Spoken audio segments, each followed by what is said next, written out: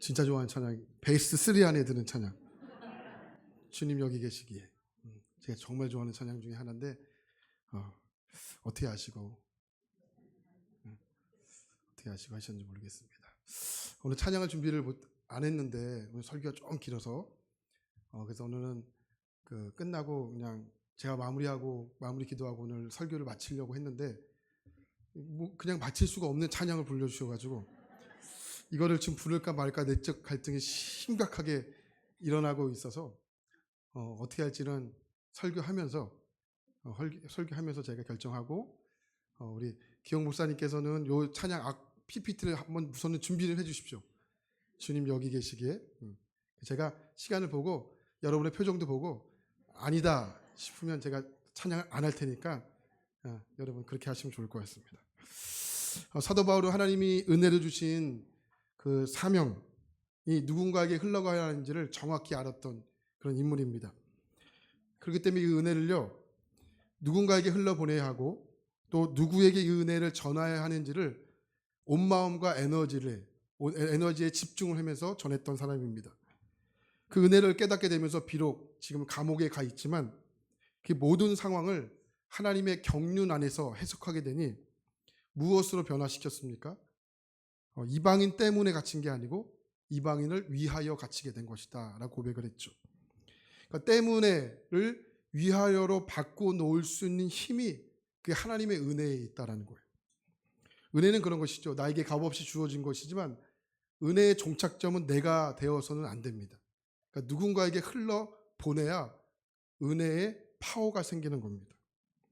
근데 오로지 이 은혜를 방향을 나에게만 흘러오도록 설정한다면 그러니까 은혜를 받았는데 사람이 나밖에 모르게 됩니다. 은혜를 받았는데 이게 이기적이게 되죠. 은혜를 받았는데 저처럼 사나워져요. 그러니까 음식은 음식이지만 마치 상해버린 음식과 똑같게 되는 거죠. 그러니까 여러분 은혜를 만약에 받으시면 늘 고민하셔야 돼요. 이 은혜를 내가 잘 간직하고 있으셔야 되지만 누군가에게 흘러보내야 하고 누군가에게 필요한지를 잘 점검하시고 항상 그런 흘려보낸다라는 자세로 살아가시기 바랍니다.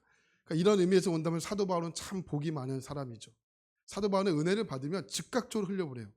누군가에게 은혜가 필요하고 누군가에게 흘려보내야 하는지를 알기 때문에 사도 바울은 통로 역할을 잘 감당하게 됩니다. 이게 지난 시간에까지 들었던 말씀이고 오늘은 사도 바울의 간절한 기도의 제목들이 등장합니다. 자, 근데 사도 바울의 기도는 이미 1장 15절부터 23절까지 사도 바울이 기도를 했어요. 자, 그럼 1장 16절 말씀을 보면 이렇게 말하죠. 내가 여러분들을 항상 생각하며 기도하고 있습니다. 근데 오늘 본문에 사도 바울의 기도가 또 나와요. 왜 등장할까요? 기도가 한번 나오면 되는데 왜 기도가 또 등장할 수밖에 없는 것일까요? 사도 바울은요, 무슨 일을 시작하기 전에 항상 기도부터 했던 사람이에요. 기도부터 했기 때문에 사도 바울의 기도가 곳곳에 등장합니다. 아, 그렇구나. 사도 바울은 하나님께서 주신 그 은혜를 감당하기 위해서, 사명을 감당하기 위해서 사도 바울이 가장 먼저 한 것이 기도였구나. 사도 바울에 있어서 그 어려운 힘든 사명을 감당할 수 있는 근본적인 힘은 바로 기도였다는 겁니다. 근데 여러분, 이건 사도 바울뿐만 아니라 성경에 나오는 수많은 인물들에게서 발견되는 똑같은 여러분 그 모습 아니겠습니까? 모세를 볼까요? 백성들이 자신을 무기력하게 만들 때 그 모세는 하나님 앞에 자신을 엎드려 하나님 앞에 기도하게 되죠. 또 야복강가에서 야곱은 어떻습니까? 창세기 32장 11절을 보면 내가 주께 기도하오니 내 형의 손에서 에서의 손에서 나를 건져 주시옵소서 이렇게 말하죠. 또 불임으로 고통받는 한나는 어떻습니까? 사무엘상 1장 10절에 보니까 한나가 마음이 괴로워서 여호와께 기도하고 통곡했다. 또 죽음을 선고받은 히스기야는 어떻습니까? 이사야 38장 2절에 보니까 히스기야가 얼굴을 벽으로 향하고 여호와께 기도했다. 물고기 속에 있었던 요나를 보십시오. 요나는 또 어떻습니까? 요나가 물고기 뱃속에서 그의 하나님 여호와께 기도했다. 하나같이 이들의 공통점은 무엇입니까? 기도였다라는 거죠. 왜 그렇습니까? 하나님의 사명은 기도 없이 감당할 수 없기 때문에 그래요. 오늘 사도 바울을 보십시오. 하나님께서 주신 그 사명을 감당하기 위해서 기도를 놓지 않고 있다는 거죠. 자, 사도 바울의 기도를 볼까요? 오늘 말씀 14절과 15절 말씀입니다. 자, 같이 볼까요? 시작. 이러므로 내가 하늘과 땅에 있는 각 족속에게 이름을 주신 하나님 앞에 무릎을 꿇고 아멘. 근데 오늘 말씀을 보니까 이 구조가 조금 특이한 것을 발견할 수 있어요. 자, 오늘 말씀은 이러므로라는 접속사로 시작을 하고 있는데 이 이러므로라는 접속사가요. 이 앞구절인 13절과 이어지는 말씀이어야 하지만 13절과 이어지는 말씀이 아니에요. 14절의 말씀은 바로 저 위쪽에 있는 3장 1절과 이어지는 말씀이라는 거죠. 3장 1절에서 사도 바울이 무슨 이유로 감옥에 갇히게 되었습니까? 이방인들 때문에 갇히게 되었죠. 근데 그것을 이방인들을 위하여로 승화시켰잖아요. 그리고 14절에 사도 바울의 기도가 등장을 하는데 기도하게 된 이유가 무엇 때문이냐면 1절에서 사도 바울이 감옥에 갇혀 있기 때문에 기도했다라고 이야기하고 있는 거죠. 그래서 자, 1절과 14절의 말씀을 한번 이어보겠습니다. 1절과 14절의 말씀을 이어서 한번 보겠습니다. 자, 먼저 1절입니다. 시작. 이러므로 그리스도 예수의 일로 너희 이방인들을 위하여 갇히게 된 바울이 말하거니와 14절입니다. 시작. 내가 하늘과 땅에 있는 각 족속에게 이름을 주신 아버지 앞에 무릎을 꿇고 비노니. 이 말씀을요, 쉬운 성경으로 보면 좀 더 여러분들 이해하는데 좀 더 자연스럽습니다. 자, 이제 읽어드릴게요. 그래서 나 바울은 그리스도 예수의 일로 이방인인 여러분들을 위해 갇힌 몸이 되었습니다. 이런 이유 때문에 나는 무릎을 꿇었습니다. 이렇게 되는 거예요. 사도 바울이 14절에서 기도하게 된 이유가 무엇 때문입니까? 감옥에 갇혀있기 때문에 기도했다는 거죠.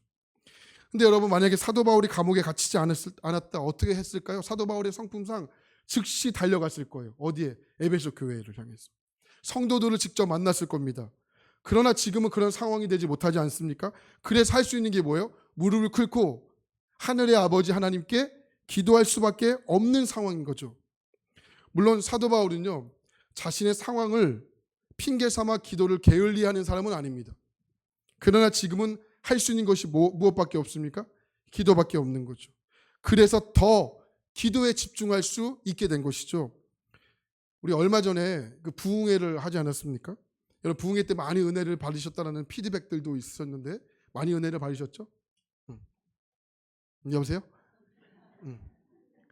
은혜를 많이 받으셨죠? 저도 뭐 은혜를 받았는데 그 중에 특별히 언제 은혜를 받았냐면 화요일 새벽에 은혜를 많이 받았어요.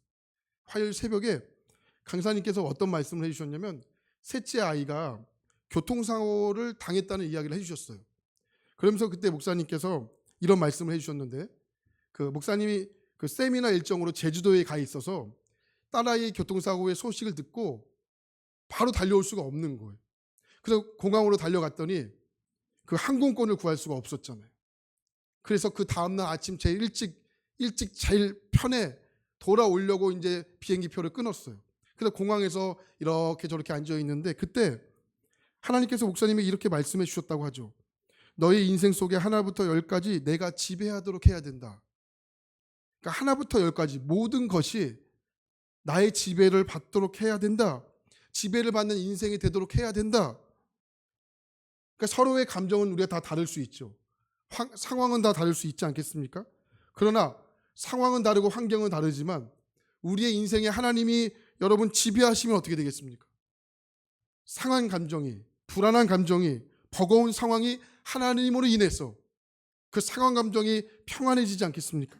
가벼워지지 않겠습니까? 근데 제가 그 말씀을 모르는 것이 아니었어요. 이미 다 아는 말씀이었습니다. 다 아는 내용이었습니다. 그런데 그날따라 새삼스럽게 그것이 저에게 은혜로 다가왔던 것 같아요. 왜 은혜로 다가왔을까 곱씹어 생각을 해보니까 나의 감정과 나의 상황 속에서 하나님께서 지배하도록 나를 내어드리지 못했던 것이 문제였다. 누가 문제였다고요? 내가 문제였던 거예요. 그러니까 상황은 똑같고 상황은 바른 것이 없지만 나의 모든 상황 속에 하나님이 지배하도록 내어드리지 못했던 것이 문제였다. 여러분, 우리가 왜 불안해하는가? 답은 간단했죠. 그 하나님이 그 불안함 속에 계시지 않기 때문이다. 내가 왜 답답해하는가? 답은 간단하죠. 그 답답함 속에 하나님이 계시지 않기 때문이다. 그러니까 불안과 답답함이 문제가 아니고 뭐가 문제였냐면 하나님이 그 상황 속에 계시지 않는 것이 문제였다는 거죠. 지금 사도 바울의 기도를 잘 보시기 바랍니다. 에베소 교회의 사정을 듣고 이러지도 저러지도 정말 못하는 상황으로 죄수의 몸으로 감옥에 있죠. 근데 사도 바울의 기도를 잘 들어보시면 자신의 상황을 한탄하며 기도하고 있을까요? 자신의 상황을 안타까워하면서 기도하고 있을까요? 직접적인 한탄은 아니지만 그의 기도 속에는 탄식이 조금은 배어져 있겠죠? 아니라는 거예요. 오늘 사도 바울의 기도에는 어떤 확신이 있어요. 무슨 확신의 기도냐면 사도 바울은 직접 에베소 교회를 찾아가 에베소 교인들을 만나는 것보다 하나님이 직접 그들을 찾아가 그들을 만나 그들을 위로하시고 그들을 깨닫게 하시고 그들에게 말씀을 주시는 것이 훨씬 더 좋은 방법이라는 것을 사도 바울은 확신한 거예요. 그래서 그 확신 속에 감옥에서 더 간절하게 하나님께 기도할 수 있었던 것 아니겠습니까? 이런 의미에서 본다면 우리는 왜 기도해야 합니까? 내가 하는 것보다 하나님께서 직접 움직이셔야 더 확실하기 때문 아니겠습니까? 내가 하는 것과 하나님이 하시는 것을 비교할 수 있습니까? 그 확신에 찬 기도로 사도 바울이 자신의 상황을 한탄하며 답답해하면서 기도하는 것이 아니고 오히려 상황과 감정 속에 하나님을 개입시켜서 하나님께 집중함으로 하나님께 은혜를 구하고 있는 확신에 찬 기쁨으로 사도 바울은 기도하고 있었다는 것이죠. 우리의 기도에는 왜 확신이 없을까요? 그 기도 속에 중심에 내가 있는 것 아닙니까? 내가가 아니 하나님이 움직이셔야 합니다. 그렇기 때문에 하나님이 여러분 내가 어떠한 감정에 있든지 어떠한 상황에 있든지 여러분의 마음속에 하나님이 기도하라는 마음을 불어넣으시면 그 자리가 어떠한 자리건 상관없이 운전하는 자리는 눈 감으면 큰일 나요.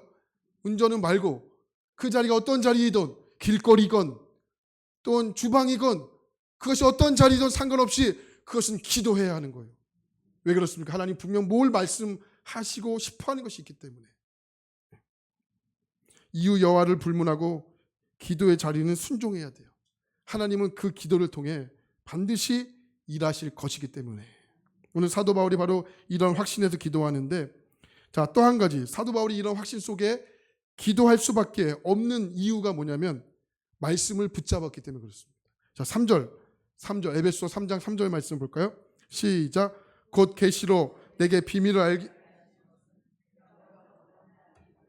기록함과 같으니 여기 나오는 계시라는 말 쉽게 말하면 말씀이라고 해석할 수 있겠죠.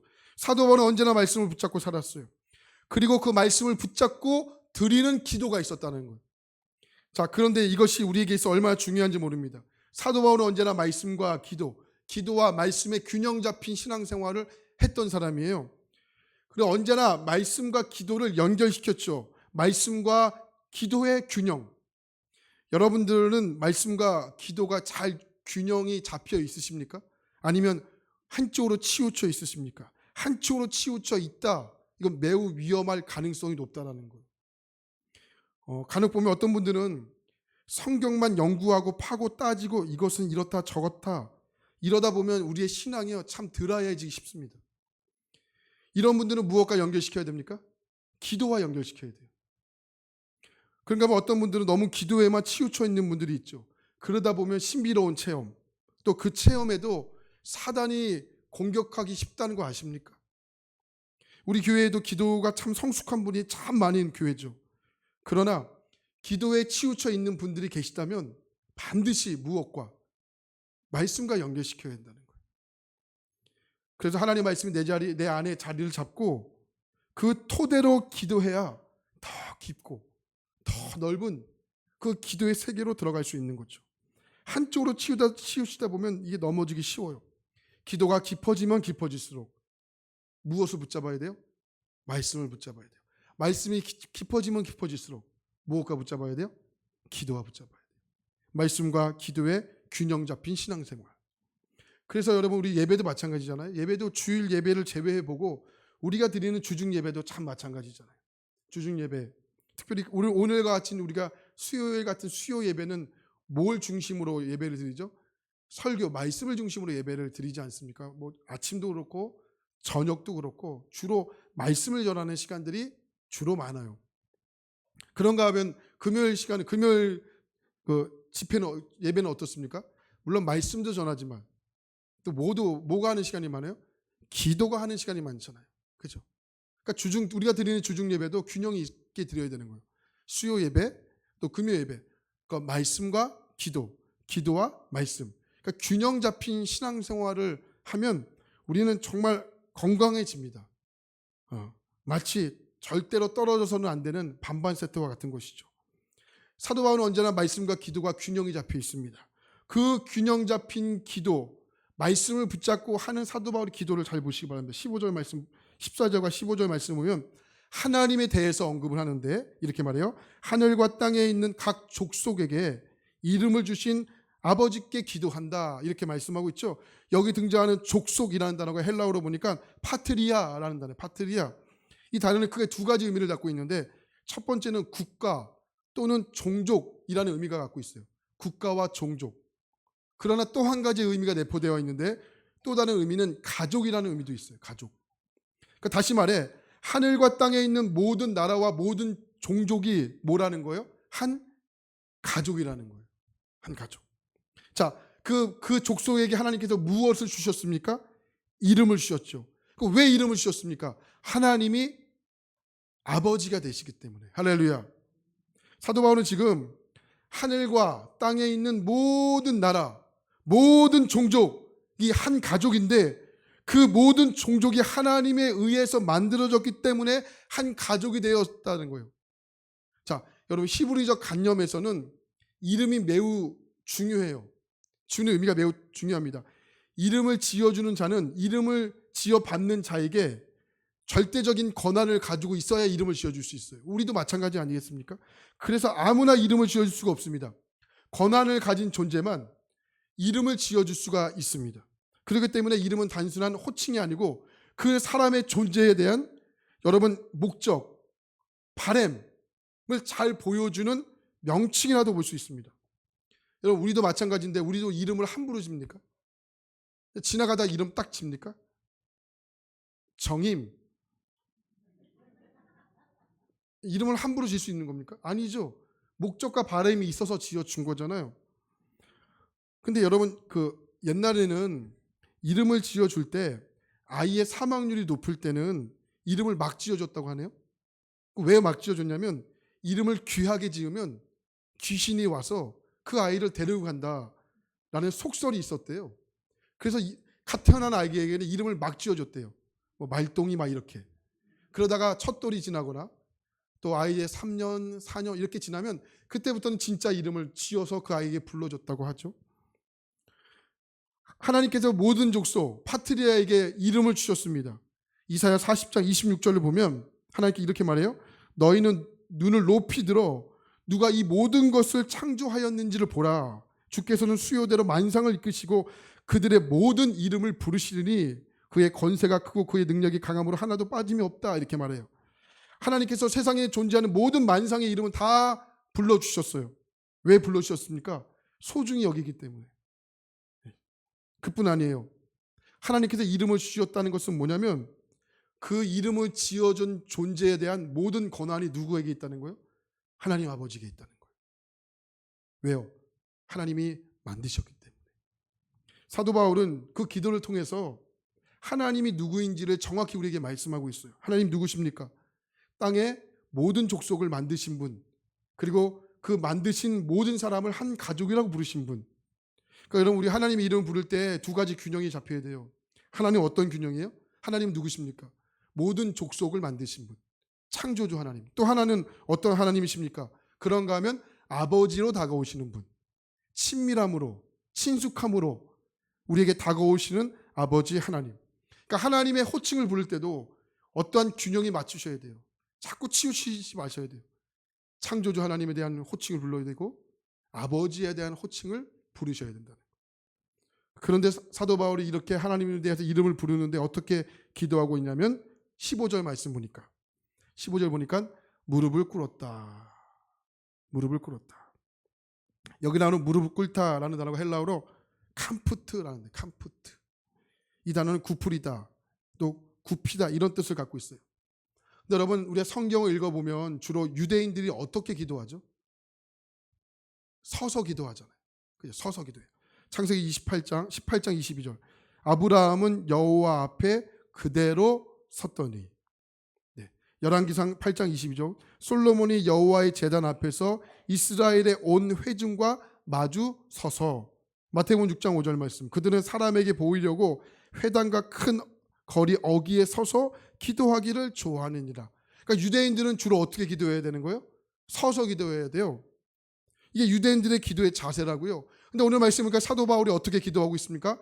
서서 기도한 것이 아니고 무릎을 꿇고 기도하고 있어요. 저는 사도 바울이 무릎을 꿇고 기도했다, 이 표현이 참 중요한 기도의 표현이라고 봅니다. 지금 사도 바울이 어디에 있어요? 감옥에 있죠. 감옥에서 무릎을 꿇었습니까? 시간이 많아서? 할 일이 없어서? 이런 자세로 기도한 것일까요? 아니라는 거예요. 여러분 잘 보세요. 평소에 기도하지 않는 분들은 할 일이 없어서 기도 안 합니다. 맞죠? 평소에 기도하지 않는 분들은 시간이 남아서 기도 안 해요. 왜 이러세요? 뭐 우리가 그 증인이지 않습니까? 할 일이 없다고 기도하십니까? 시간이 많다고 기도하십니까? 아니에요. 기도도 해본 사람이 하고요. 기도도 훈련이 되어 있는 사람이 하는 거죠. 시간이 많아서 할 일이 없어서 기도 못 합니다. 근데 왜 사도 바울이 여기서 무릎을 꿇고 기도를 한 것일까요? 조금 전에 설명해 드렸지만 유대인들은 그 자리에 서서 손을 높이 들고 하나님께 기도했다고요. 그러나 신약 시대로 넘어오면서, 다시 정확히 말씀드리면 교회 시대로 넘어오면서 기도의 자세가 조금씩 바뀌기 시작해요. 우리가 잘 알고 있는 사람 중에 한 사람이 야고보. 야고보는 어떠한 기도에 어떠한 별명을 갖고 있습니까? 초대교회의 교회의 리더로서 기도하는데 어떻게 기도했죠? 무릎을 꿇고 기도했죠. 그래서 야고보의 별명이 뭐죠? 낙타 무릎이라는 별명도 갖고 있잖아요. 우리 예수님 어떻게 기도했습니까? 서서 기도하지 않으셨죠? 어떻게 기도합니까? 누가복음 22장 40절 41절. 예수님은 그곳에 도착하셔서 제자들에게 시험에 들지 않게 하라 기도하시고 그들을 떠나 돌 던진 만큼 가서 어떻게? 무릎을 꿇고 기도했다. 예수님도 어떻게 기도했죠? 무릎을 꿇고 기도했다는 거. 그러니까 기도해도 다 같은 기도가 아니라는 거죠. 왜 야고보, 예수님, 오늘 말씀 등장하는 사도 바울은 그 당시 유대인들이 갖고 있었던 보편적인 기도의 자세를 뛰어넘어 왜 무릎을 꿇고 왜 그들은 기도할 수밖에 없었느냐는 거죠. 그들의 공통점이 무엇이냐는 거죠. 그들에게는 바로 간절함이 있었다는 거예요. 간절함. 사도 바울이 지금 에베소 교회에 편지를 쓰면서 감옥 안에서 무릎을 꿇고 편지를 쓰면서 하나님 앞에 은혜를 주신 거예요. 그래서 편지를 쓰면서 그 자리에 무릎을 꿇습니다. 그리고 하나님 앞에 자연적으로 기도가 터져 나왔습니다. 무슨 기도? 무릎을 꿇는 기도. 사도 바울이 감옥에 시간이 많아서도 아니었고 할 일이 없어서도 아니었고 사도 바울은 에베소 교회의 성도들을 생각할 때마다 하나님 앞에 은혜를 생각할 때마다 그에게는 간절함이 있었다는 거예요. 간절함을 가지고 하나님 앞에 어떻게 표현할 수 있을까를 고민하다가 사도 바울은 하나님 앞에 무릎을 꿇는 거죠. 사도 바울이 할 수 있는 가장 하나님 앞에의 간절함, 그것이 바로 뭐예요? 무릎을 꿇게 만드는 자세로 이어지게 한 겁니다. 그리고 왜 무릎을 꿇었냐? 또 두 번째 이유는 간절함도 있어요. 그러나 하나님의 권위 앞에 나의 모든 삶을 굴복하겠다는 겸손의 마음이에요. 겸손의 마음. 사도 바울에게는 기도의 균형이 있었습니다. 그 기도의 균형이 뭡니까? 하나님을 향해서는 경외하는 마음, 영혼들을 향해서는 간절한 마음. 기도에도 균형이 필요하다는 거예요. 하나님을 향해서는 경외하는 마음, 영혼들을 향해서는 간절한 마음. 경외함과 간절함. 그런데 사도 바울이 이런 간절함과 경외하는 마음을 균형을 가지고 하나님께 기도하는데 무슨 기도를 하고 있느냐? 자, 16절 볼까요? 16절입니다. 자, 같이 읽게요. 시작. 그의 영광의 풍성함을 따라 강건하게 하시오며. 지금 사도 바울이 두 가지의 균형을 가지고 기도합니다. 그런데 그 내용을 잘 보세요. 에베소 교회의 경제적인 사정, 육적인 건강, 사업, 자녀 이런 것들을 위해서 기도하는 것이 아니고 무엇을 위해 기도하고 있습니까? 너희 속사람이 강건해지기를 위해서 기도하죠. 여기 강건하다라는 단어가 헬라어로 클라타이오라는 단어예요. 클라타이오. 이게 뭐냐면 힘을 얻게 하다라는 뜻이에요. 힘을 얻게 하다. 이 단어가요, 신약 성경에 4번밖에 등장하지 않는 참 희소성이 있는 단어인데 대표적인 구절이 누가복음 1장 80절에 나와요. 아이가 자라며 심령이 강하여지며 이스라엘에게 나타나는 날까지 빈들에 있으니, 여기 심령이 강하여지며 클라타이오, 강하여진다. 네, 힘을 얻게 한다. 아이가 자라면서 힘을 얻게 한다, 이런 뜻이에요. 따라서 이 클라타이오, 이 단어는요, 육적인 기도에 필요한 단어가 아니에요. 육적인 것을 위해서 구할 수 있는 단어가 아니에요. 육적인 건강, 사업, 자녀들을 위해서 클라타이오, 강건해지기를 원한다, 이런 기도를 할 수 없는 단어라는 거예요. 그럼 어디에만? 우리 영적인 거에만. 우리 영적인 거에만. 호성이가 클라타이오, 호성이의 영적인 것이 강건해지기를 원합니다. 네.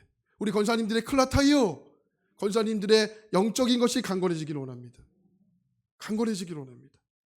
사도 바울은 항상 어디에 초점이 맞춰져 있어요? 클라타이오, 영적인 것에 초점이 맞춰져 있는 거예요. 에베소 교회의 사정보다, 에베소 교회의 경제적인 재능보다, 에베소 교회의 자녀들보다, 에베소 교회의 모든 성도들이 속사람이 클라타이오, 강건해지기를 원한다. 이것이 사도 바울의 간절한 기도 제목이었다라고 말씀드릴 수 있는 거죠. 과일 중에 그 복숭아라는 과일이 있어요. 저는 그 고향이, 복숭아의 고장이 저의 고향이에요. 그래서 복숭아를 참 많이 먹었는데 복숭아 맛있잖아요, 그죠? 여보세요? 복숭아 참 맛있어요. 복숭아 껍질을 보면 노란색도 있고 분홍색도 있고 참 이렇게 색깔만 봐도 참 맛있어 보이지 않습니까? 수밀도, 뭐 껍질도 얇고 또 과즙도 풍부하고, 이 복숭아를 이렇게 우리 수밀도라고 이야기하는데, 복숭아를 먹을 때는 껍질도 먹기도 하지만 대부분 벗겨서 먹잖아요, 그죠? 그리고 복숭아 안에는 두툼한 씨가 있어요. 씨도 맛있죠? 먹다가 목에 걸려 죽습니다. 먹지 않아요, 이거는. 제가 먹지 마세요. 네, 그럼 우리가 껍질을요, 외향이라고 한번 불러볼게요. 다른 말로 하면 스펙이죠. 어떤 사람은 어느 대학 나왔고 키가 크네, 어느 직장 다니네, 겉모습으로 보이는 모습이 멋지죠. 그 모습에 반해 만났는데 어떻습니까? 사람은 다 똑같지가 않잖아요. 어떤 사람은 이기적인 사람도 있고 성숙하지 못한 사람도 있고 또 왜곡된 사람도 있고, 그러니까 세상은 껍데기를 보고 우리를 평가하는데, 그러나 껍질보다 중요한 것은 뭐죠? 껍질 안에 있는 과육 부분, 살 부분이잖아요. 네. 과육 부분이 맛있어야 진짜 맛있는 과일이잖아요. 그러니까 사람도요, 보면 껍질, 우리의 겉모습, 우리의 스펙, 뭘 중요할 수 있겠죠. 그러나 그 사람의 과육 부분, 그 사람의 속사람이 훨씬 더 중요해요. 그래서 사도 바울이 그렇게 이야기하는 거예요. 우리가 하나님 앞에 기도할 때 우리의 껍질, 그 사람을 위해, 그 사람의 겉모습 위해 기도하는 것보다 우리의 속사람을 위해서 기도하는 것이 훨씬 더 훌륭한 기도다. 그리고 우리가 살아가면서 우리의 겉모습인 이 껍질 부분을 위해서 노력하는 것보다 우리의 속사람인 이 과육 부분을 위해서 노력하는 것이 훨씬 더 하나님 앞에 이득적인 부분이 많다, 이 이야기를 하고 있는 거죠. 그러면서 사도 바울이 고린도후서 4장 16절에 우리에게 잘하는 말씀을 하는 거예요. 우리의 겉사람은 낡아지나 우리의 속사람은 날로 새로워진다. 우리의 겉사람은 어떻게 해요? 날로 낡아지지만 우리의 속사람은 어떻게 돼요? 우리의 속사람은 어떻게 돼요? 날로 새로워진다. 정신 못 차리시는 거예요, 지금? 새로워진다. 이런 확실하게 사도 바울이 이야기하고 있는데 한번 여러분 잘 점검해 보시라고요. 우리는 과연 어디에 지금 많이 투자를 하고 있는가? 균형 잡힌 신앙에 많이 투자하고 있는가? 아니면 껍질 부분에 많이 투자하고 있는가? 우리 매일같이 상처 많이 받았다 하는데 상처받지 마세요. 상처받지 마세요. 그리고 은혜 받으세요. 상처받지 말고 은혜 받으세요. 받지 말라는 상처는 받고, 죽어라 받으라는 은혜 못 받고. 상처받지 말고 은혜 받으세요. 그리고 여기 써놓으세요. 이렇게 상처 사절. 써놓으세요. 이렇게 상처 사정이라고 써놓으시면 되잖아요. 우리 상처받고 시험 들고 그러지 마시고 은혜 받는 것에 집중하시면 됩니다. 근데 여러분, 복숭아에서요 가장 중요한 부분이요 껍질도 아니고 과육도 아니고 사실은 그 안에 씨예요. 그 씨가 있어야 또 뭐예요? 또 다른 열매를 맺을 수 있지 않겠습니까? 사도 바울이 그 씨를 말하고 있는데, 그 씨가 뭐냐면 우리 속사람이 강건하게 하는 방법을 알려주는데, 자 17절과 19절 말씀에 보니까 사랑과 충만이다 이렇게 말하는, 사랑과 충만, 그리스도의 사랑과 그리스도의 충만, 다시 말하면 그리스도의 사랑과 성령 충만. 사도 바울이 기도해요. 하나님, 에베소 교회의 성도들이 속사람이 강건해지기를 기도합니다. 그러기 위해서는 우리 에베소 교회 성도들이 그리스도의 사랑 안에 뿌리가 박히고 터가 굳어지기를 기도하고요. 그것만으로 안 됩니다. 하나님, 하나님의 모든 충만하심으로, 하나님의 충만하심으로 충만해지기를 기도합니다. 그러니까 우리의 속사람도 균형이 필요하죠. 사랑과 충만, 충만과 사랑. 자, 여러분들 어떠세요? 속사람이 강건해지기 위해서 여러분 지금 무엇을 사모하고 계십니까? 어린 왕자라는 책을 보면 이런 이야기가 등장해요. 어린 왕자가 사막을 횡단하다가 석장의 꽃잎을 가진 볼품없어 보이는 꽃을 만나게 돼요. 어린 왕자가 꽃에게 정중하게 물어봐요. 사람들은 어디에 있니? 사람들 몇 해 전에 그들을 본 적이 있어. 하지만 지금은 그들이 어디에 있는지를 알 수 없는 노릇이야. 그들은 바람 곁에 불려다니거든. 뿌리가 없어서 몹시 어렵게들 살고 있어. 이렇게 얘기해요. 저는 이 대화에 우리의 삶에 정말 정확히 보여주는 무엇인가가 있다고 봐요. 우리의 인생이 흔들리는 이유가 무엇일까? 뿌리가 없어서 흔들리는 거 아니겠습니까? 오늘 말씀을 따르면 속사람이 강건하지 못해서 흔들리는 것 아니겠습니까? 우리의 속사람이 강건하지 못하면 우리의 인생은 송두리째 무너지게 돼요. 그러나 겉사람은 강건하지 못해도 우리의 속사람이 강건하다면 우리의 인생에 어떤 비바람이 오고 어떠한 것이 몰아친다 할지라도 무너지겠습니까? 흔들려서 송두리째 뽑아치겠습니까? 그러니 우리가 하나님 앞에 구해야 될 것은 우리의 겉사람보다 우리의 속사람의 크라타이아, 강건함을 위해서 하나님께 구해야 되는 건 아니겠습니까? 이제 말씀을 좀 정리할게요. 우리에게는 균형 잡힌 신앙이 필요한데 말씀과 기도에 균형이 잡혀 있기를 소망합니다. 우리의 기도의 대상이신 하나님, 하나님의 대상에 대한 균형도 잡혀야 돼요. 창조주 하나님만 있으면 안 되고 우리에게 친밀히 다가오시는 아버지 하나님에 대한 균형 잡힌 고백이 필요하죠. 마지막 세 번째, 우리의 속사람이 강건해져야 됩니다. 우리의 속사람이 강건해지기 위해서는 균형 잡힌 사랑과 충만이 필요해요. 사랑과 충만, 충만과 사랑. 우리의 신앙이 균형 잡히면 균형 잡힐수록 흔들리지 않는 반석과 같은 그런 믿음으로 이 세상에 든든하게 서 가지 않겠습니까? 이것이 사도 바울이 성도들에게 간절함 속에 무릎을 꿇고 할 일이 없어서 시간이 남아서 한 것도 아니고 하나님께서 사도 바울에게 간절함을 부어주셔서 사도 바울이 하나님께 기도했던 것이 바로 이 기도였고, 이 기도를 읽고 이 기도를 보는 후대인 우리에게도 간절함이 생겨 하나님 앞에 기도해야 될 것이 14절부터 19절의 말씀 아니겠습니까? 하나님, 하나님에 대한 신앙의 균형 잡히게 해주십시오. 말씀과 기도, 하나님의 고백에 대한 균형, 창조주와 아버지, 그리고 내 속이 강건해지기 위해서는 사랑과 충만하심. 이 강건함이 오늘 우리에게도 하나님 부어줘서 어떠한 일에도 흔들리지 않는 반석과 같은 믿음으로 이 세상에서 승리해야 할, 붙잡아야 할 기도 제목인 것을 확신합니다. 저와 여러분들이 이러한 신앙으로 승리하는 저와 여러분 될 수 있기를 예수님의 이름으로 간절히 축원합니다. 47분인데 어떻게 찬양할까요? 말까요? 정재인 권사님 어떻게 할까요? 목사님 알아서 해요. PPT 될까요?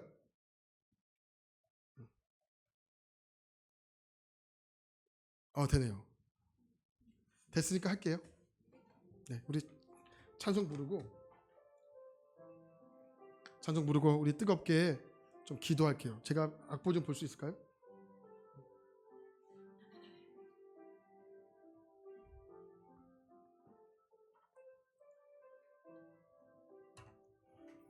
자, 우리 함께 이 찬양 부르시고 뜨겁게 기도하고 예배 마치겠습니다. 주님 나를 부르시니, 주님 나를 부르시니 두려움 없이 배서 나가리라. 주님 나를 부르시니, 주님 나를 부르신, 주님 내게 오라시니, 주님 내게 오라시. 주님 보고 계시기에, 주님 보고 계시기에 의심치 않고 바다를 걸어가리라. 주님 보고 계시기에, 주님 여기 계시기에, 주님 여기 계시기에, 주님 여기 계시기에, 주님 여기 계시기에 이 깊은 바다가 반석이 되고, 주님 여기 계시기에 반석 위를 내가 걸어가리. 주님 여기 계시기에, 주님 여기 계시기에 저 거친 파도가 반석이 되고, 주님 여기 계시기에 반석 위를 내가 걷습니다. 주님 여기 계시기에, 주님 여기 계시, 이 깊은 바다가 반석이 되고. 주님 어디 계십니까? 주님 여기. 그래서 우리 반석 위를 내가 걸어가. 여러분 주님이 어디 계신지를 점검하세요. 아멘. 주님 여기 계시기에 저 거친 파도가 반석이 되고, 주님 여기 계시기에 반석 위를 내가, 우리 다시 한번 마지막으로 간절함으로 주님 여기 계시기에, 주님 여기 계시, 이 깊은 바다가 반석이 되고, 주님 여기 계시기에 반석 위를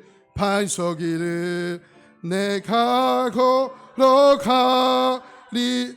주님 여기 계시기에, 주님 여기 계시기에 저 거친 파도가 반석이 돼.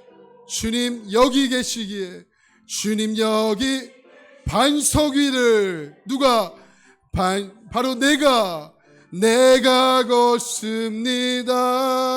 우리 이 시간 말씀을 기억하시면서 함께 기도하겠습니다. 하나님, 균형 잡힌 신앙으로 살아가길 원합니다. 기도와 말씀, 아버지 균형 잡히기 원합니다. 하나님 향한 고백, 창조주 아버지 균형 잡히기 원합니다. 내 속사람이 강건해지기 위해서는 그리스도의 사랑과 성령 충만, 하나님 한쪽으로 치우치지 않고 균형 잡힌 신앙으로 우리 가운데 확신 속에 하나님께 기도하기 원합니다. 우리 주님이 여러분들을 도우실 겁니다. 주님이 여러분들을 밀어주실 겁니다. 여러분들을 도와주실 겁니다. 우리 이러한 기대감과 확신에 찬 기도 제목으로 하나님 역사여 달라고, 하나님 지켜달라고 우리가 간절한 마음을 담아 우리 주님의 이름 3번 부르신 다음에 우리 함께 다 같이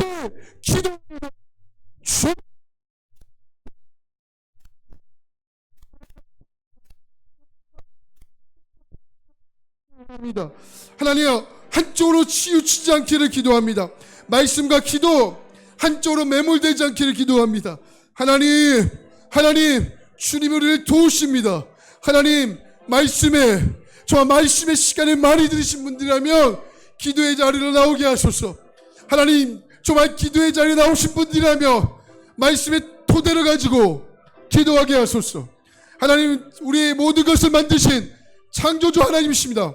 또한 우리를 간섭하시고 우리를 친밀하게 하시고 우리를 도우시는 하나님은 아버지이십니다.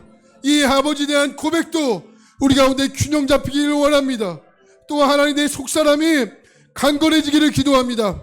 내 속사람이 강건해지기 위해서는 그리스도의 사랑과 성령 충만, 그리스도의 사랑과 성령 충만, 하나님, 이 균형 잡힌 이 영적인 자세가 오늘 우리 가운데 하나님 가득 들어차야 합니다. 하나님, 사도 바울의 에베소 교회 성도들에게 시간이 많아서도 아니고 할 일이 없어서도 아니고 하나님 앞에 간절함으로 무릎을 꿇고 사도 바울이 기도합니다. 하나님, 에베소 교회 성도들의 속사람이 강건해지기를 기도합니다. 하나님, 그들이 균형 잡힌 신앙으로 하나님 앞에 간절함을 구합니다. 하나님, 오늘 사도 바울이 구했던 간절함이 오늘 신앙의 후손 우리에게도 그대로 이어지기를 구하며, 하나님, 우리 만수교회 모든 성도들이 속사람이 그렇다야 하나님 강건해지기를 구합니다. 우리 만수교회 모든 성도들이 속사람이 구합니다. 하나님, 부족한 종에게도 내 속사람이 강건해지기를 구합니다.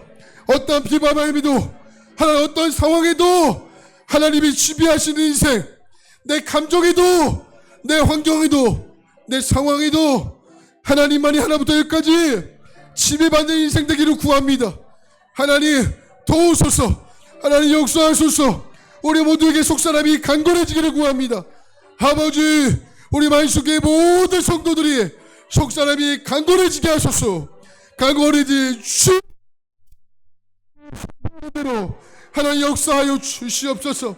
하나님, 주님은 하나님, 주님은 바로 우리 안에 계셔서 우리를 향해 열마다 중보하고 계시고 우리를 도우시고 우리를 남으시고 우리를 이끄시는 분이십니다.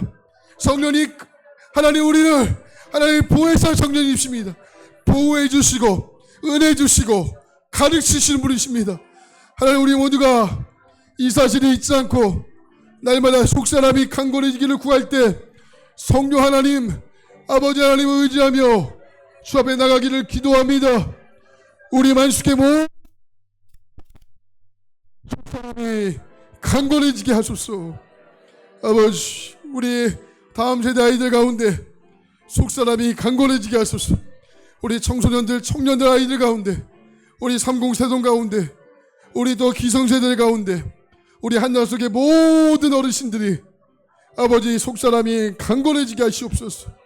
하나님, 아버지, 하나님, 어떤 파도에도, 어떤 비바람에도 하나님 속사람이 강건해져서 하나님 송두리째 우리 인생이 하나님 흔들리지 않기를 구합니다. 하나님, 우리 만수교회 모든 성도님들 가운데 정말 사도 바울의 에베소 교회 성도들을 위해서 구했던 것처럼 하나님 말씀을 힘입어 우리 만수교회 모든 성도들의 속사람이 강건해지게 하소서. 어떤 비바람에도, 어떤 하나님 풍파에도 우리의 속사람이 송두리째 뽑혀지는 일이 없도록 주 날마다 살피게 하여 주시고 승리하게 하여 주옵소서.